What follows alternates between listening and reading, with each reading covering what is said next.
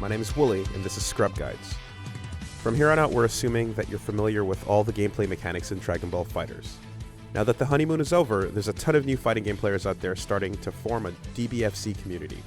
If you've hit your first wall of strong players online and you've gotten discouraged, don't worry about it. Here's a couple tips that might help you understand what they're doing on offense and show you why it works so well.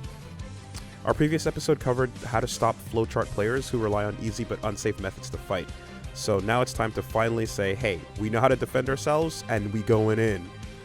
But we're going in with a real game plan, a solid offense made up of 5 key points. Now during any match, at any given moment, there's one of 3 things you'll be doing. You're either defending, playing neutral, or going on offense. Defense is self-explanatory. It's just like in any competition when you don't know what's coming at you, but you're trying to stop it. So that includes blocking attacks, deflecting to push the opponent away, teching a dragon rush, getting up from a knockdown, or escaping the corner. When you're using your attacks and forcing the opponent to do the aforementioned things, that's called offense. But when you're both free to move and are trying to find an opening, that's called the neutral game, because neither has a positional advantage, and from here it's anyone's game. But you'll be able to land hits more often if you, number 1, move unpredictably. When you're in the neutral game and you're looking for an opening, you have to make yourself hard to hit.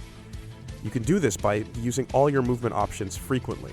Dashing, air dashing, single jumping, double jumping, both forwards and backwards.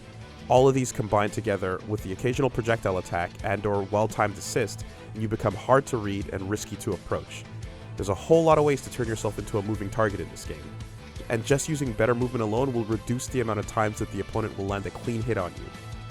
Sometimes even if you get touched, your erratic movement and weird placement will prevent them from converting that hit into a combo. It also allows you to safely stall for time while you're waiting for your assists to refill. Remember, this is a game where a single input can have the opponent close the distance on you, so it's easy to keep the pressure on unless you use your movement to make it more difficult. Number 2, use safe pressure and confirm your hits. This one is huge. When you take the chance to attack and try landing that combo you've been practicing, you have to have an escape plan if they block. Most of the time when you input a sequence of buttons like LL, MM, 2H, and remember 2H means crouching heavy or launcher, that last attack is a slow one that can be punished if they press L as soon as they stop blocking your 2H. Many players try to cancel their blocked 2H into a super dash, but as always it's extremely vulnerable if the opponent uses their 2H in response. To avoid getting hit after your 2H is blocked, you have to interrupt its slow recovery with something that recovers faster. Fortunately, anything special like S button moves will interrupt, aka cancel, your 2H's attack and recovery animation.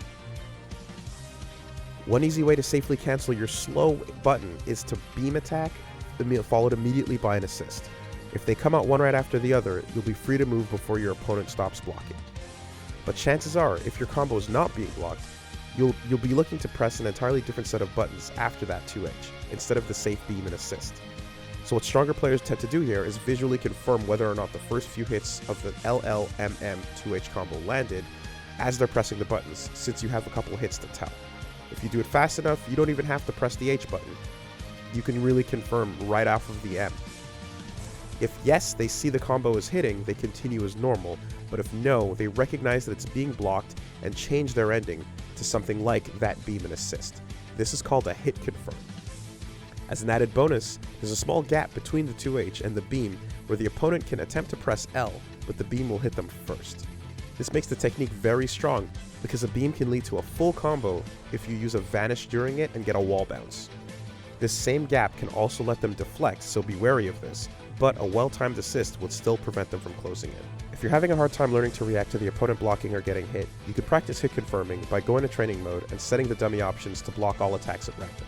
Then practice on a dummy that'll either block or get hit at random, so that you can get the hang of starting your combo and ending it normally, or choosing to end it safely when you see them blocking. Number 3, be sneaky. Use Dragon Rush. In the same way that using all of your movement options will make you unpredictable and thus harder to hit, using all of your attack options against the opponent will make you unpredictable and thus harder to stop. This tip is quite simple, as it's just a reminder that the less your opponent has to think, the better chance they have of winning. It seems obvious, but many players starting out forget to ever do this. If all they have to do on offense is hold down back, they'll keep doing it until you give them a reason not to. So don't forget to give them a reason not to by doing an unblockable Dragon Rush up close from time to time. This extra mental effort they have to put into quickly teching out of a random Dragon Rush is giving them one more difficult plate to juggle. Also, don't forget you can mash any 3 attack buttons during a Dragon Rush for a little extra damage. Number 4, be smart with your meter and go for the kill.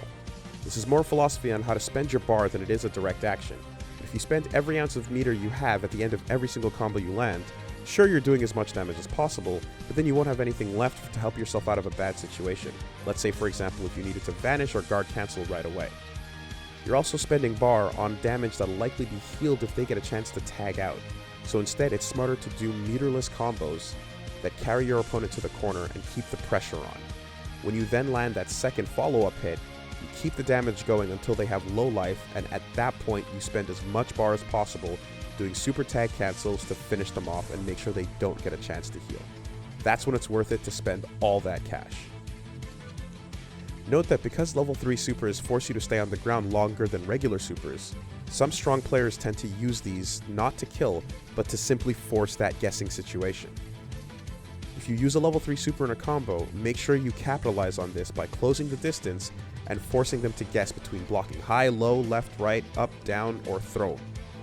Number 5, use the corner. One of the fastest ways to sway the neutral game in your favor is to give your opponent nowhere to run. The more you force the opponent into the corner, the more offense you get to run on them. There's a higher chance of them losing if they have nowhere to go. Earlier in the video, I listed this position as being one where if you're simply sitting there, that means you're on defense.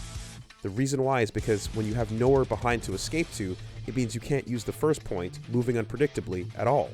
Being cornered means your list of movement options is drastically limited, and theirs is not. You can simply use the space behind you when you're not in the corner to avoid any attack, but if you are in the corner, you've got to pretty much eat whatever the opponent throws at you. Also, having a wall that prevents backwards movement allows extra damaging corner-only combos. Finally, let's get into the mentality of going on offense a little bit. The reason why it's important to distinguish between when you're neutral and when you're on offense is because it's easy to keep thinking that you should be attacking when you first start playing the game. But a large part of being good at fighters is deliberately allowing your opponent to do something you know how to stop, and then stopping them when they do it. Better still is making them feel like they have no choice but to do the thing, and then beating it. If you're too busy pressing buttons instead of sometimes paying attention to the mistake they're about to make, you won't be able to capitalize on the free combo you get when they randomly decided to super dash from full screen. You'll miss the free combo you'd get when they randomly decide to predictably vanish out of the corner. Your offense becomes solid when you capitalize on these opportunities that are given to you, which you can only do if you're not in the middle of an action while waiting to let them hang themselves. Yeah, sometimes you have to not go in. Now, if these tips seem intimidating, keep in mind, there's a difference between a player that knows how a strategy works and a player that's actually able to do them consistently. But both of those players are better off than the one who did not even know the strategy existed at all. Just knowing makes you a little bit better. Now go get that run back.